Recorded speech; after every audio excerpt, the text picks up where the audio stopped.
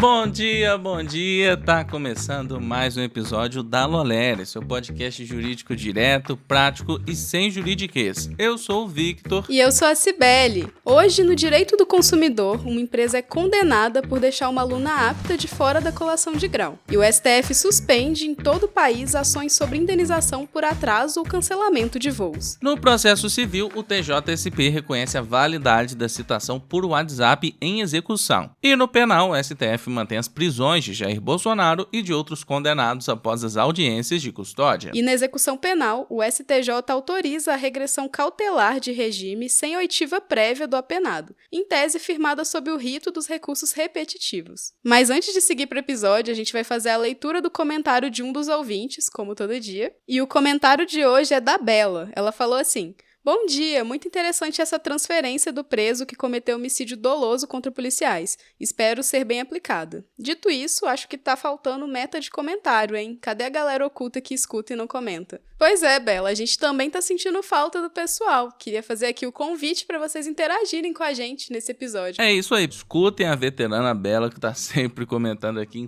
todos os episódios com a Ciborgue, com o Diogo, Felipe Calou, Bianca Martins, e compartilhem, nos ajudem a compartilhar o podcast no grupo da turma, no grupo do escritório, nos stories, marcando a gente no @lo.lere, que isso ajuda bastante. No mais, peguem um café, coloquem um fone e bora entender como essas decisões estão mudando o direito no Brasil.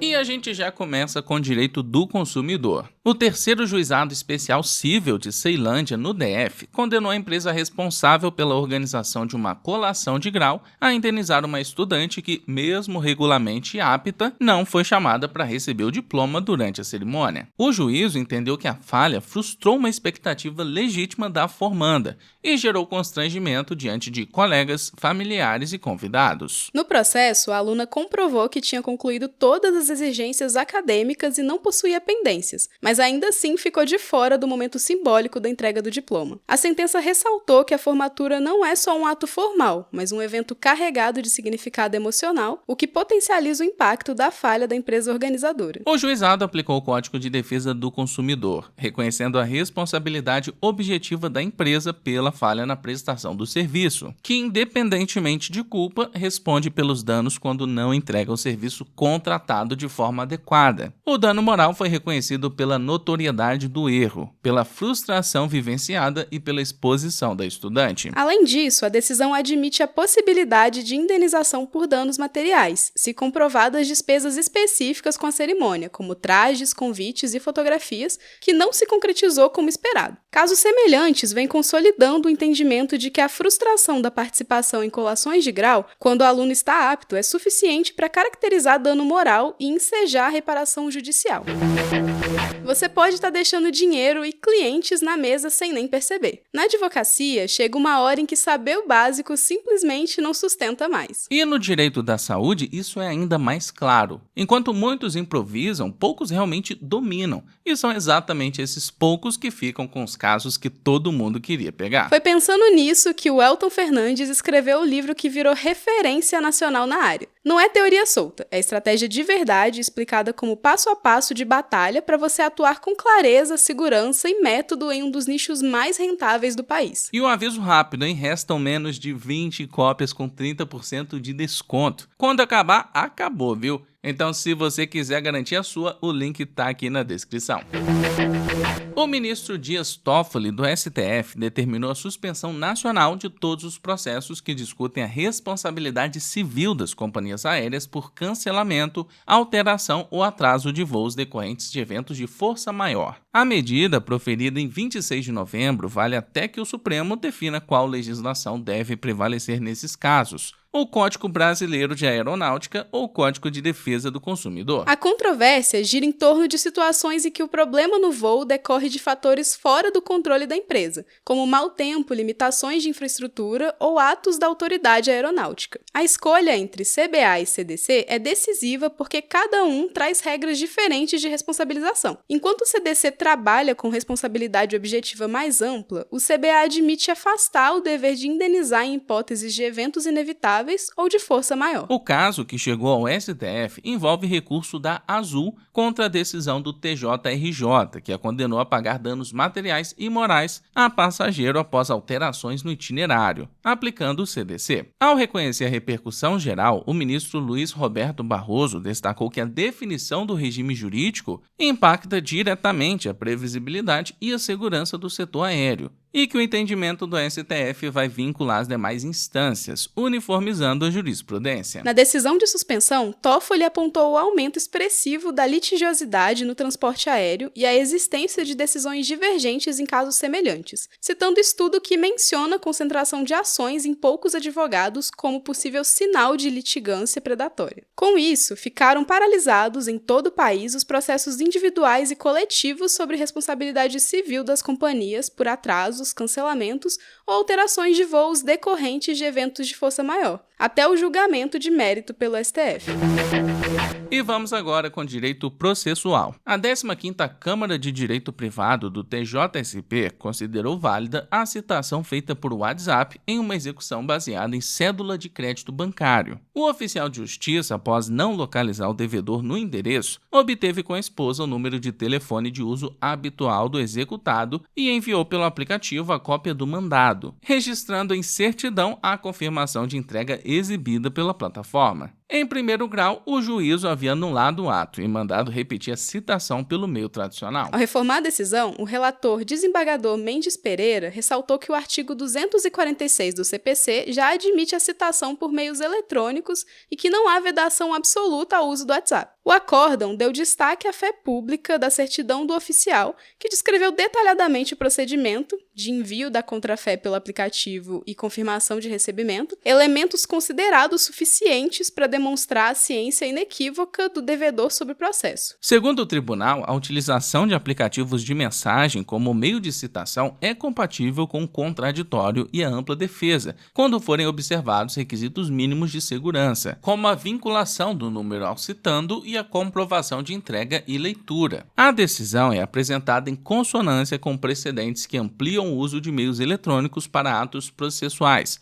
desde que haja prova robusta da ciência do destinatário, sob pena de nulidade. E a pergunta que a gente fez para o especialista de hoje foi: como você avalia a possibilidade de a jurisprudência suprir a lacuna normativa sobre a citação por WhatsApp, à luz do artigo 246 do CPC, sem comprometer as garantias do contraditório e da ampla defesa, e quais critérios devem orientar o reconhecimento ou não de nulidade quando houver dúvidas sobre a ciência inequívoca do citando? Quem responde é o Tiago Simões Pessoa, procurador do Estado, mestre em Direito Processual, professor nas áreas de Processo Civil e IA, e que, além disso, é co-host do podcast IA Sem Juridiquês. Fala, galera! Cara, recentemente o Tribunal de Justiça de São Paulo analisou de novo a questão da citação por WhatsApp, agora em sede de execução. O problema é muito mais embaixo. Primeiro, que o STJ já afetou para julgamento agora em 2025 o tema para julgamento como recurso repetitivo. Porque, obviamente, essa questão já tem precedentes favoráveis no STJ, tem precedentes contrários ao STJ, mas o problema é muito mais embaixo, porque envolve questão fática, né? A questão sempre é fática nesse tipo de coisa. Porque foi assim, a questão chegou, teve ciência inequívoca ou não, tá? Essa geralmente é a baliza que os tribunais utilizam para saber se sim ou se não, se é válida e se não é válida, tá? Mas a questão é que isso o STJ nunca vai poder analisar, tá? Porque é questão de matéria fática. Então o STJ não vai poder chegar e verificar se houve ou não o esgotamento das diligências, houve ou não a questão da ciência inequívoca. Por quê? Porque o STJ, em sede de recurso especial, ele não pode conhecer de matéria fática, né? Então vai ficar muito, e eu imagino que inclusive vai ser essa linha que o STJ vai seguir, falar que, olha, minha opinião, né? Minha opinião que vai ser o que vai ser julgado pelo STJ recentemente, né? Deve ser julgado agora em 2026. Para mim, o STJ vai colocar como norte: houve ciência inequívoca ou não, tá? Aí a questão de ser ciência inequívoca ou não vai caber aos tribunais de segunda instância verificar se estão preenchidos os requisitos ou não, tá? Mas hoje eu acho mais seguro, tá? Somente considerar como válida a citação, tá? Ou a intimação via WhatsApp, quando há efetiva ciência, isso por meio de uma resposta, tá? Eu acho que só um duplo verificado ali, até porque a maioria das pessoas nem tem um duplo verificado, e assim, Quem dirá, então, a questão só de entrega. Só entregue, eu acho que é totalmente... não é possível hoje no sistema. Mas tudo bem, eu entendo que a parte tem que manter o cadastro dela atualizado, inclusive com telefone no processo, né? Mas assim, convenhamos, né? A gente vive num país onde nem todo mundo tem esse acesso à justiça para saber tudo isso. Saber que tem que informar ao juízo quando alterou o seu telefone, quando alterou seu endereço. Então acho que a gente tem que tomar muito cuidado com isso, mas eu acho que o norte daqui para frente, e quando o STF pacificar a questão, vai ser a questão da ciência inequívoca ou não. E vai caber aos tribunais locais dizer isso é válido, isso não é válido, mas de acordo com esse norte que eu acho que o STJ vai dizer pra gente agora em 2026. Beleza? Um grande abraço e até a próxima. E vamos para direito penal. O STF decidiu por unanimidade manter a prisão de Jair Bolsonaro e de outros 5 condenados do chamado Núcleo 1 da trama golpista, após a realização das audiências de custódia. As sessões, feitas por videoconferência por determinação do relator Alexandre de Moraes, marcaram o início da execução das penas já impostas pelo tribunal. No caso de Bolsonaro, 27 anos e 3 meses de reclusão em regime fechado.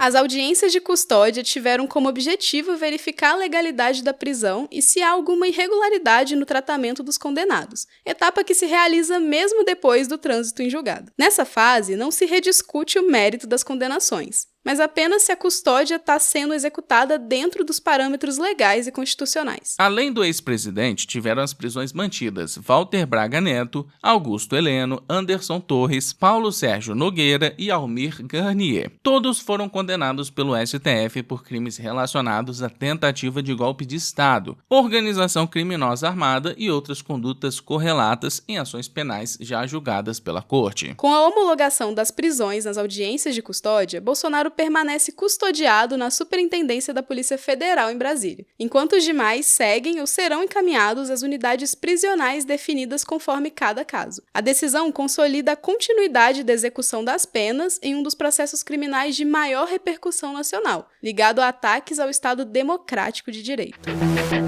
A terceira sessão do STJ, em recurso repetitivo, tema 1347, fixou tese no sentido de que a regressão cautelar de regime prisional pode ser determinada sem a oitiva prévia do apenado. O tribunal enquadrou essa medida como provisória ligada ao poder geral de cautela do juiz da execução, e não como sanção definitiva, o que afasta a exigência de ouvir o preso antes da decisão nesse momento inicial. Segundo o relator, ministro Og Fernandes, essa regressão cautelar pode ser adotada de imediato quando há indícios de falta grave ou de novo crime doloso durante a execução da pena, justamente para preservar a disciplina interna e a efetividade do cumprimento da pena enquanto os fatos são apurados. Ela se diferencia da regressão definitiva prevista na Lei de Execução Penal, que continua dependendo de procedimento formal, com oitiva do apenado e respeito integral ao devido processo legal. O STJ esclareceu que o artigo 118 da LEP, que exige ouvir o apenado antes da regressão definitiva, não se aplica à regressão cautelar, de natureza emergencial. Mesmo sem oitiva prévia, a decisão que impõe essa medida deve ser fundamentada de forma específica, demonstrando por que a providência é necessária naquele caso. O contraditório e a ampla defesa ficam resguardados na fase de apuração da falta grave, em que o preso deverá ser formalmente ouvido. Como o julgamento se deu sob o rito dos repetitivos, a tese passa a ser de observância obrigatória por juízes e tribunais em todo o país. O entendimento tende a dar mais agilidade à gestão disciplinar das unidades prisionais, ao mesmo tempo em que exige maior rigor na motivação das decisões de regressão cautelar e consolida de forma expressa a diferença de tratamento entre regressão provisória e regressão definitiva de regime.